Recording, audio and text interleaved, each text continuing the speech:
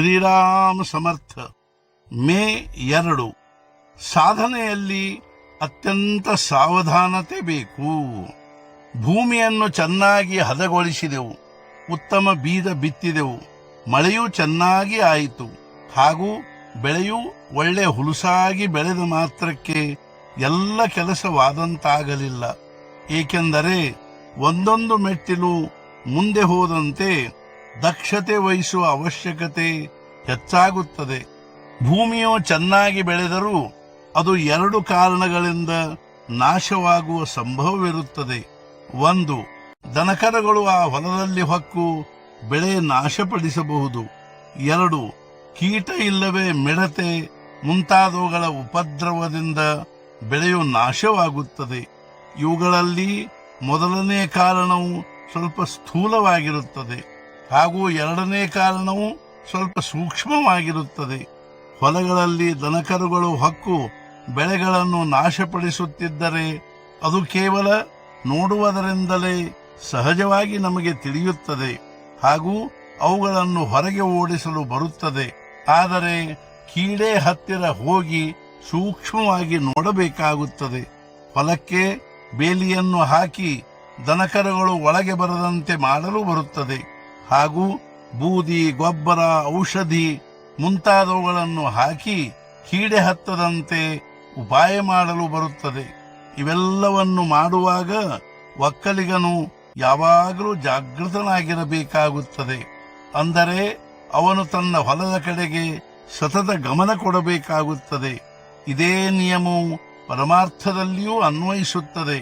ಸಾಧಕನು ಅತ್ಯಂತ ಸಾವಧಾನತೆಯಿಂದ ವರ್ತಿಸಬೇಕಾಗುತ್ತದೆ.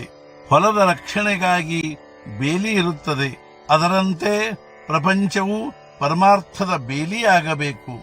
ಬೇಲಿಗಾಗಿ ಹಚ್ಚಿದ ಗಿಡಮರಗಳಿಗೆ ನೀರು, ಗೊಬ್ಬರ ಒದಗಿಸಿದರೆ ಆ ಬೇಲಿಯು ಹೊಲವನ್ನೇ ತಿಂದು ಹಾಕುತ್ತದೆ. ಹೀಗೆ ಆಗದಿರುವಂತೆ ಸಾವಧಾನತೆಯಿಂದ ಬೆಳೆಗಳಿಗೆ ಮಾತ್ರ ನೀರು, ಗೊಬ್ಬರ ಹಾಕಬೇಕು.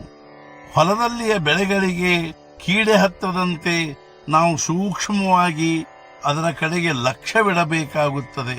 ಅಂದರೆ ನಮ್ಮ ವೃತ್ತಿಗಳು ಎಲ್ಲಿ ಅಂಟಿಕೊಳ್ಳುತ್ತವೆಂಬುದರ ಕಡೆಗೆ ನಾವು ಸಾವಧಾನತೆಯಿಂದ ಲಕ್ಷ್ಯ ವಹಿಸಬೇಕು.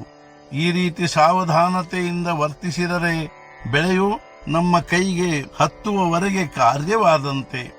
ಆದರೆ ಬೆಳೆಯು ನಮ್ಮ ಕೈಗೆ ಬಂದಿರುತ್ತದೆ, ಇನ್ನು ಚಿಂತೆಗೆ ಕಾರಣವೇನು ಎಂದು ಅನ್ನುವುದರಿಂದ ಮುಗಿಯುವುದಿಲ್ಲ.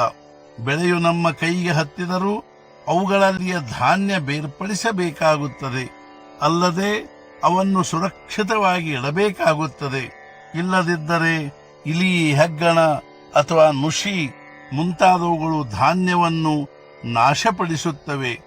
ಆಮೇಲೆ ನಮಗೆ ಅವಶ್ಯವೆನಿಸಿದಾಗ ಆ ಧಾನ್ಯಗಳನ್ನು ಕುಟ್ಟಿ ತೌಡು ತೆಗೆಯಬೇಕಾಗುತ್ತದೆ. ಕುಟ್ಟುವಾಗಲೂ ಕೂಡ ಕಾಳು ಒಡೆಯದಂತೆ ಸಾವಧಾನತೆಯಿಂದ ಕುಟ್ಟಬೇಕಾಗುತ್ತದೆ. ಅದರಂತೆ ಸಾಧಕನಿಗೂ ಕೂಡ ಸಾವಧಾನತೆ ಬೇಕಾಗುತ್ತದೆ.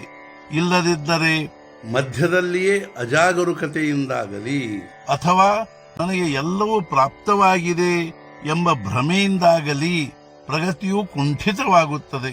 ಇಂಥ ಉದಾಹರಣೆಗಳು ಬಹಳಷ್ಟು ನೋಡಲು ಸಿಗುತ್ತವೆ.